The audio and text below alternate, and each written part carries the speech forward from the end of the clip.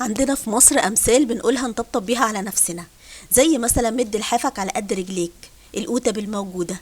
علشان كده أنا قررت النهاردة أعمل لكم وصفة من الزمن الجميل، ولا فيها ولا لحمة ولا فراخ، واقتصادية من الدرجة الأولى. تابعوا معايا الفيديو للآخر، ولو شايفين إن أنا بقدم لكم محتوى هادف يا ريت تشجعوني بلايك كتير، ونبدأ مع بعض ونقول بسم الله. معايا كمية من البطاطس، بس البطاطس اللي معانا النهاردة بطاطس صغيرة خالص على قد ما تقدري يعني. قشرتها ونضفتها ونزلت بيها في حلة فيها مية سخنة جدا ومعلقة ملح. هنزل بكمية البطاطس بس مش هسيبها تستوي تسوية كاملة، انا يدوبك بس عايزاها تستوي 3/4 تسوية. تقدروا تعملوا الكميات اللي انتوا تحبوها، بس خدوا الطريقة بس. بعد كده ببتدي ان انا احضر تتبيله بسيطه جدا، عباره عن كاري، ملح، فلفل اسود، معلقه صغيره من المرقه فوريه. المرقه هنا هتديكي طعم حلو جدا البطاطس. برفع البطاطس من على النار، وما بلاقي هنا البطاطس حجمها كبير بضطر ان انا اقسمها لنصين. ممكن تعملوها بنفس شكلها ونفس حجمها، بس انا بحبها تكون صغيره. بقلبها واغلفها بكميه البهارات اللي احنا عملناها مع بعض لحد لما اعمل عليها زي كفر كده خارجي، تكون ماليه البطاطسايه. بعد كده بروح عندي في حلة على النار فيها 4 معالق كبار من الزيت. هستنى لما الزيت يسخن كويس جدا وانزل بكمية البطاطس كلها. هنا هنعمل لها عملية التحمير، تقليبة في التانية، وانت اول ما تنزلي بالكمية كلها هتاخد لون على طول معاكي، وهنا هتشموا ريحة حلوة جدا. في الوقت دوت بتبتدي ان انت ترفعيها كلها من على النار بالشكل ده، وبيبقى طعمها حلو جدا وبتتخطف قبل ما بنكمل بقية وصفتنا النهاردة.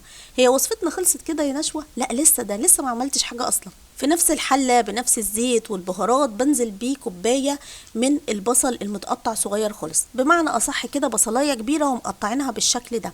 أنا هنا عايزة البصلاية تاخد من طعم وتتبيلة التوابل اللي احنا حطيناها في البطاطس. هقلبها تقلبتين لحد لما تديني اللون البني الفاتح شوية، وانزل بمية وملح وفلفل اسود وبس.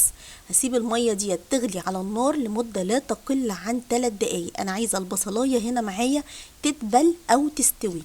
بعد كده هنزل بمكون غريب، ممكن يبقى غريب بالنسبة لكم، لكن بالنسبة لأجدادنا زمان فهو كان مكون أساسي وضروري بيضيفوه، وهو عدد 2 بيضة.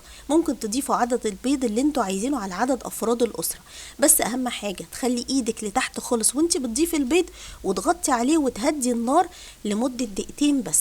هتلاقي البيض معانا استوى، ترفعيه من على النار، وانتي بترفعي البيض من على النار بترفعي معاه كمان شوية من المرقة او الصوص اللي احنا عاملينه ده. لو انتوا عارفين الوصفة ديت واجدادكم كانوا بيعملوها يا ريت تنزلوا حالا تكتبولي هي اسمها ايه بالظبط، علشان انا محتارة اقول لكم على اسمها.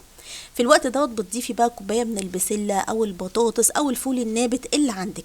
دقيقه واحده بس يغلي غلوه، وتروحي نازله بكوبايه ونص من الرز المصري المغسول ومتصفي كويس جدا. تقليبه في التانية وتسوي تسويه الرز العادي جدا. اول لما بيغلي بتهدي عليه النار خالص، وبعد كده تاكلي احلى رز ببسله بالبيض. بقى انا مش عارفه اسمه بيض نجوم ولا هي الاكله اسمها ايه، يا ريت تنزلوا وتكتبوا لي اجدادكم زمان كانوا بيسموها ايه. ليها اسامي كتير جدا بس انا محتاره. مع البطاطس المدحرجه دي والله مفيش بقى تسلم ايدك يا نشوتي ولا ايه. انا كده خلصت فيديو النهارده. لو شايفين ان انا دايما بقدم لكم محتوى هادف يا ريت ما تبخلوش عليا انكم تشجعوني بلايك كتير، شير كتير، وكمان تمنشنوا اصدقائكم اللي بيحبوا الاكلات الاقتصاديه المختلفه. بحبكم قد كده اهو. اشوفكم بكره ان شاء الله في فيديو جديد ووصفه جديده مع مطبخ نشوى. والسلام عليكم ورحمه الله وبركاته.